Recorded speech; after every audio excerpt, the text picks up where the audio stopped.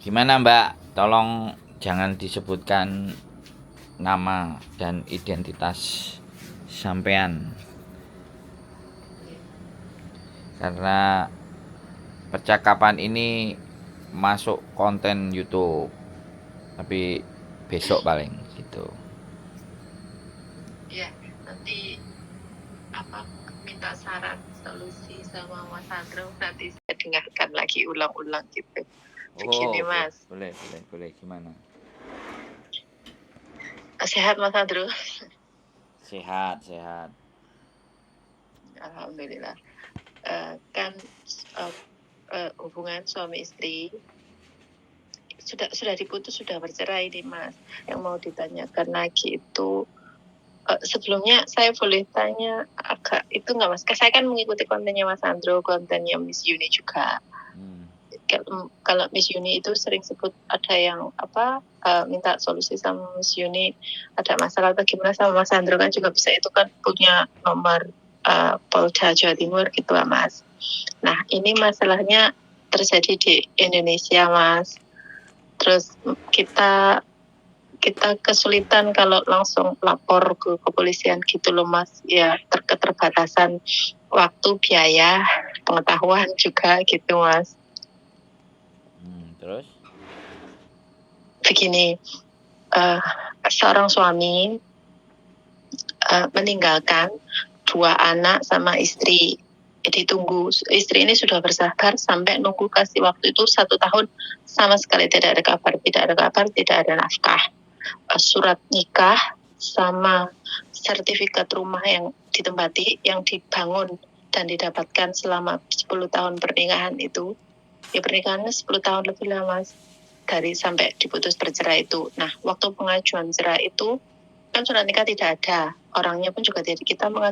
Kami mengajukannya itu ke pengadilan itu secara gaib. Jadi pihak lakinya itu gaib Mas gitu. Karena tidak ada kabar, tidak ada orangnya gitu loh Mas, tidak ada kabar, tidak bisa dihubungi. Tahu. Digoibkan tahu. Iya. Nah, 2 anak, yang satu itu waktu ditinggal itu sekarang usia TK, udah 2 tahun, 3 tahun lebih ya, 2 tahunan lah Mas gitu. Sudah putus lah secara nafkah, segalanya sudah putus lah. Sang istri menunggu waktu 1 tahun itu sekarang udah selesai, udah ditalak cerai sama pengadilan, sudah diputus, sudah keluar akta cerainya. Yang mau ditanyakan itu Mas, kan surat rumahnya di tempat ini kan surat-surat sudah dibawa. Kalau akta cerai itu kan minta salinan sama pengadilan kan dikasih, bisa ajukan gugatan cerai, sudah selesai, sudah keluar akta cerai. Nah ini untuk rumah ini kan sudah lama nggak ada kewajiban nafkah itu Mas. Kalau seandainya ke pengadilan pun ditanya mau minta ganti berapa, sedangkan kalaupun mau minta ganti kan orangnya nggak ada gitu loh Mas. Nah sekarang itu kita dapat informasi ada orangnya gitu. Nah kan kita cari-cari informasi ke pengadilan pun kalau kita menuntut harus ada orangnya dulu gitu. Sedangkan kalau kami sendiri yang mencari atau gimana gitu, ada kemungkinan kan orangnya ingkar atau lari lagi gitu Mas. Nah kita rencananya itu kalau kita laporan ke kepolisian, terus dengan tuduhannya itu menelantarkan anak gitu, terus kompensasi itu Mas, perceraian itu untuk nafkah anak-anak itu kan juga nggak ada karena orangnya nggak ada gitu loh Mas.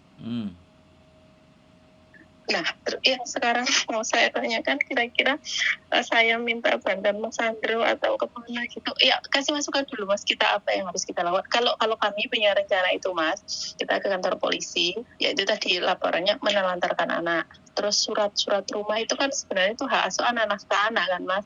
Rumah yang sekarang ada itu, yang sudah ditinggal tapi suratnya sudah dibawa. Terus kami menerima informasi rumah itu sudah digadaikan gitu loh. Intinya sertifikat atau akta jual beli itu ada di tangan pihak ketiga gitu Mas.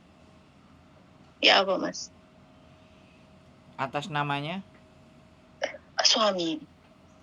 Tapi itu hasil berdua, itu dibangun, didirikan pun setelah pernikahan, setelah punya anak pertama. Sekarang anak pertamanya itu udah SMP kelas 3, Mas. Nah, kalau saya maksudnya secara langsung gitu masuk konten kita bantuan gitu kan, kasihan remaja ini, Mas, kan sudah dewasa, sudah punya lingkungan, sudah punya itu, kalau maksudnya viral atau gimana kan kasihan dia gitu loh, Mas. Gini loh, Mbak. Makanya saya cari Mas Adro gitu. Saya ngomong dulu ya. Ya. Mau viral atau tidak, itu tidak ada penyebutan nama.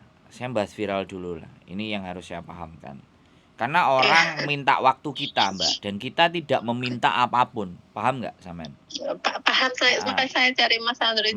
Makanya saya ngomong cari dulu. Solusi aja. Oke, saya ngomong dulu. Jangan Samen yang ngomong lagi. Kalau Samen masih mau ngomong, tak tunggu. Samen sudah 5 menit soalnya ngomong, ya. Oke, saya belum banyak ini. Jadi mau viral mau apapun itu tidak ada jadi persoalan. Kalau siapapun bilang bahwa itu cerita kamu, enggak, saya enggak ngerasa. Tinggal aja ngomong kayak gitu kan selesai. Orang itu selalu ketakutan dengan dirinya sendiri, ngerti nggak? Dia punya masalah, orang lain bisa bantu, orang lain nggak meminta apapun. Kita cuman minta bahwa kita mau rekam suaranya. Kita butuh itu, yang kita butuhkan itu ceritanya, pengalamannya. Karena pengalaman setiap manusia itu beda-beda. Dari pengalaman itu kan orang bisa berpikir gitu loh, Mbak. Oke, sekarang nggak perlu ngomongin viral. Sampean ngajak diskusi saya udah pasti saya masukkan sama konten. Kalau nggak mau nggak apa-apa, teleponnya bisa dimatikan. Saya bilang kayak gini ya. Sekarang mau saya lanjutkan omongan saya tentang, jadi yang Samen bisa tuntut itu adalah gonogini. Setelah cerainya diputuskan, baru Samen menuntut gonogininya kalau manusianya ada.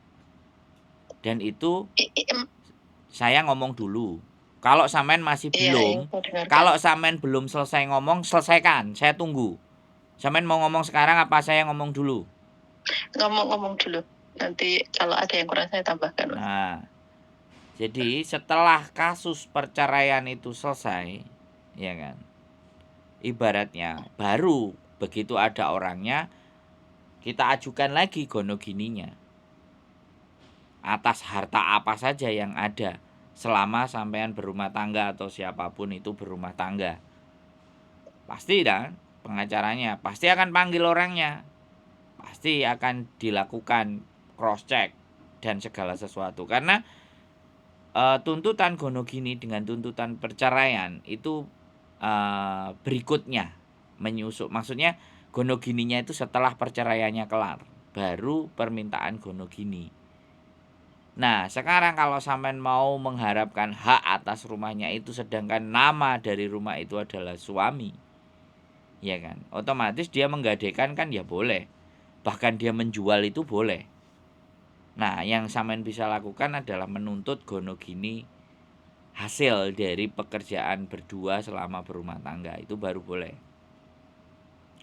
Wes, Samen ngomong sekarang. Begini, Mas, untuk hak anak, Mas, bagaimana? Loh, lah iya. Jadi gonogini dihitung dibagi berdua, nanti dari hasil berdua itu juga berdua punya tanggung jawab terhadap dua anak. Iya dong, ya pasti. Itu persidangan itu kan setelah diputuskan bercerai, terus biayanya anaknya piye? Kan kayak gitu tuh, bener nggak? Oke, Mas, terus sekarang masalahnya kalau sama pemanggilan pengadilan, kalau kita sudah itu kan ada alamatnya, Mas. Kemarin pernikahan sedangkan kan diputusnya kan secara goib. Nah, masalahnya ini orangnya ini kita tidak ada yang kita tuju gitu loh, Mas. Loh, saya ngerti kan. Jadi sebentar, Samen tadi kan sudah ngomong orangnya sudah ada. Tapi kita kalau orangnya sudah ada, kalau kita mau kirim surat pengacara pemanggilan itu kan harus ada alamatnya dituju toh, Mas. Nah, ini orangnya ada, kita pun tidak tahu alamat yang mana yang kita tuju. Samen harus cari tahu dong.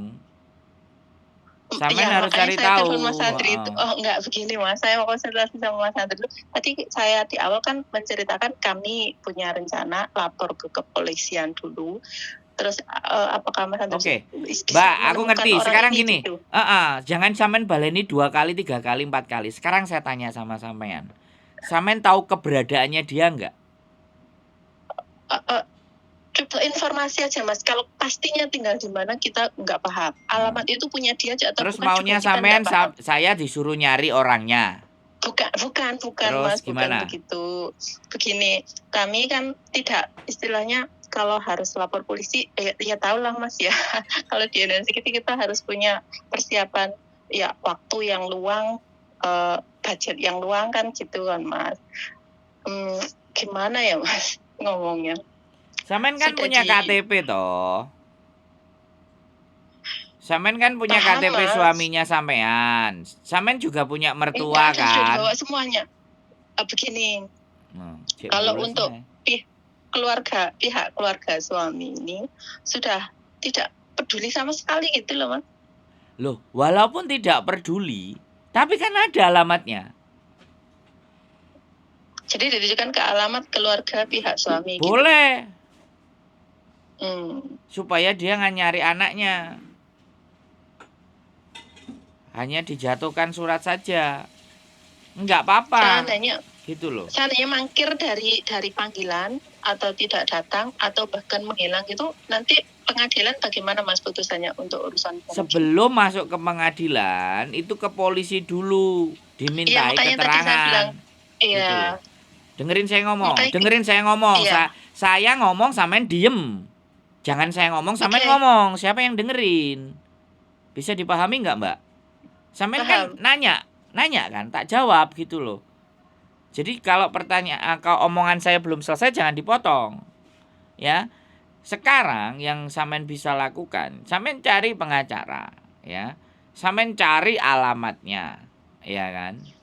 Itu. Sampean cari pengacara, sampean cari alamatnya yang bisa ditujukan surat. Itu kalau lewat pengacara, ya kan? Nah, pengacara pastinya akan ke polisi. Njaluk tolong polisi. Karena nggak mungkin pengacaranya tiba-tiba datang. Pengacara pasti akan ngasih somasi 1, 2, 3. Ya kan, sudah somasi 3 kali menghimbau, ternyata dia juga tidak mau, ya sudah ke pengadilan. Ya kan, polisi. Nah, tetapi kalau si tersangka manusianya nggak bisa dicari, ya kan, otomatis nyari itu kan butuh biaya. Gitu loh. Lah pihak sing sampean bingungkan kan sertifikat sudah di pihak ketiga dan digadekan. Ya ngalamat akan hilang kalau sampean nggak bisa nangkep orangnya tadi. Untuk mengajak di pengadilan tadi orangnya.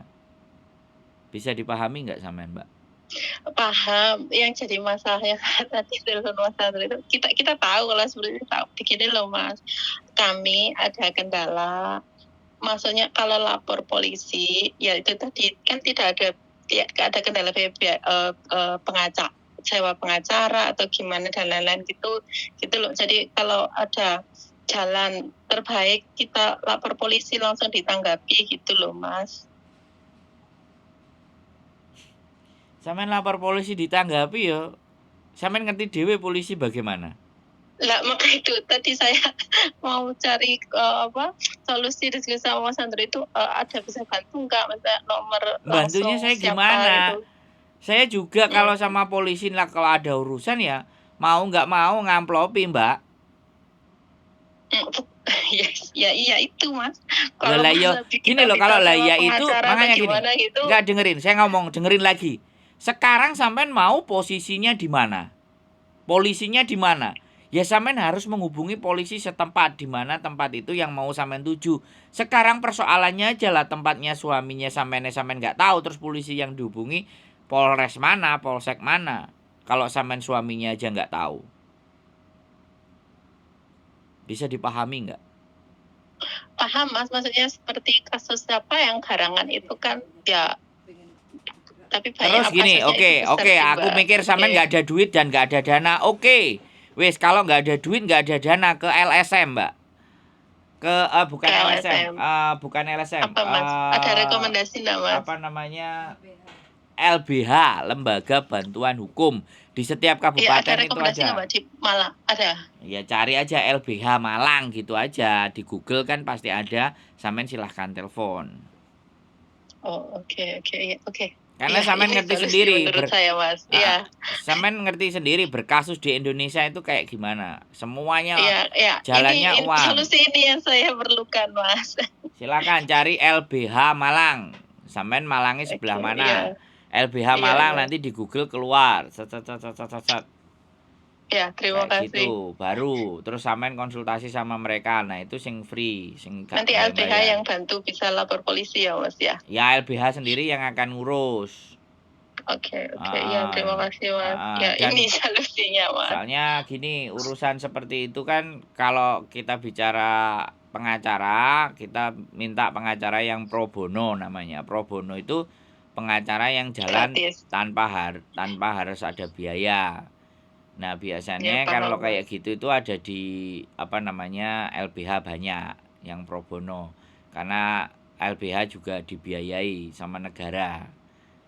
Cuman aku gak ngerti pengacaranya yang ada di LBH itu yang baru lulus atau yang mana, aku kan gak ngerti, gak mau mendiskreditkan sesuatu. Pokoknya kalau sampean mau semuanya gak ada biayanya, silahkan ke LBH, Lembaga Bantuan Minimal Hukum. menekan gitu loh, Mas, sesuai kemampuan kita gitu. Loh lah ya yes, gak apa-apa, silahkan. Silahkan saja, Oke. itu solusinya ya LBH. Oke, oke. Jadi Oke, terima kasih, Mas Andrew. gak usah bingung, gak usah panik. Kalau Kita tadi nggak kepikiran LBH, kan kita kepikiran kan kayak Miss Yuni atau apa gitu kan ada Pak Martin, ada siapa gitu bantu, tapi itu oke sih, itu kasus besar, mungkin ini kan kasus pribadi gitu. ya nggak apa-apa, sampean telepon aja Miss Yu. Siapa tahu Kapoldanya juga mau bantuin sampean, kan semuanya hal boleh dicoba. Mas Andrew sama Miss Yuni aksesnya bukan sama ya?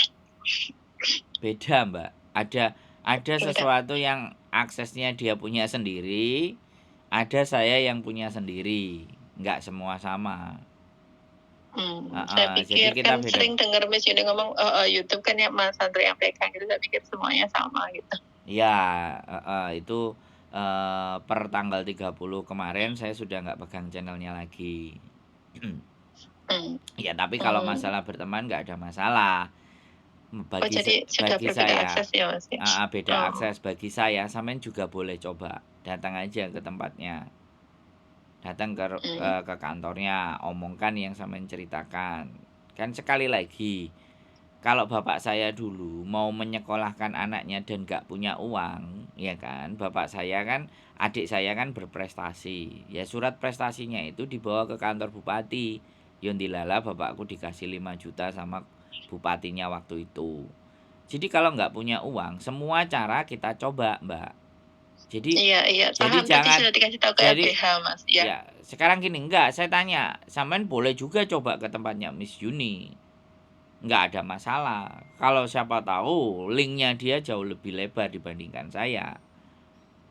Kan kayak gitu loh. Karena kan seringkali juga ngomong Polda Jatim kan kayak gitu toh. Iya, makanya enggak kan, saya kan ya Mas Sandro merasakan ngobrol sama saya gimana gitu kan, takutnya saya salah ngomong atau gimana bikin orang ilfil sama saya. Kalau laki-laki kan nurut logika, kalau saya bawa perasaan gitu loh Mas, jadi takutnya nggak dapat solusi, nanti nambah masalah gitu.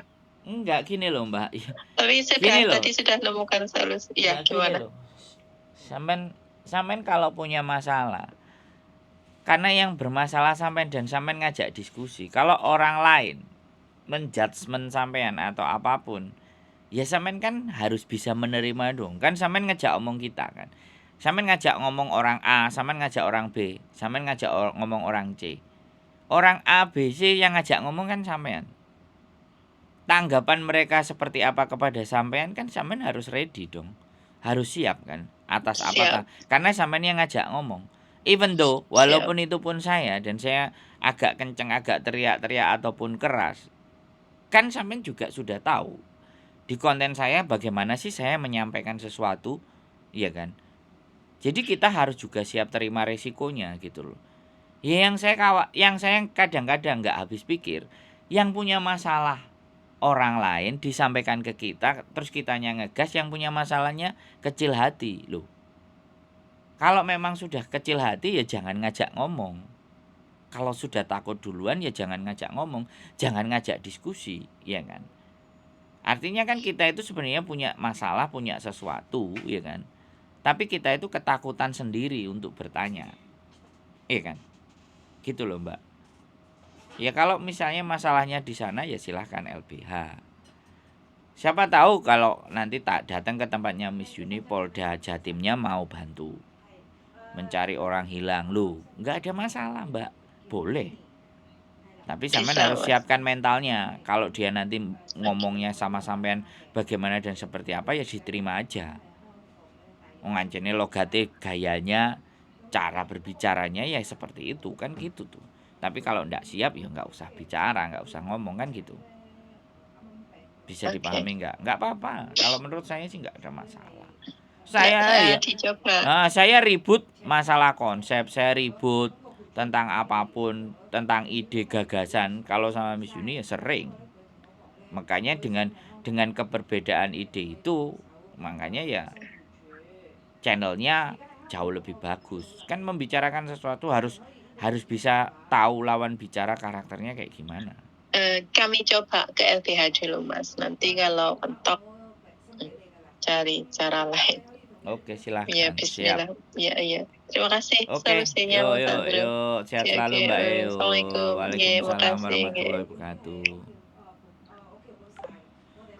Oke, buat teman-teman semuanya ya beginilah kita YouTuber.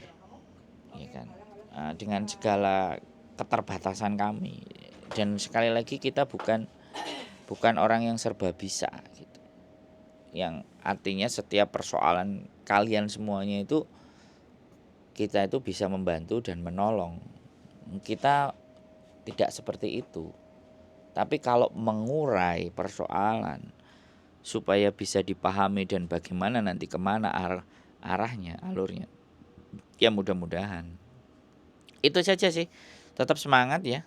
Nggak usah bingung, nggak usah panik. Selalu tetap cari solusi yang terbaik buat masalahnya teman-teman.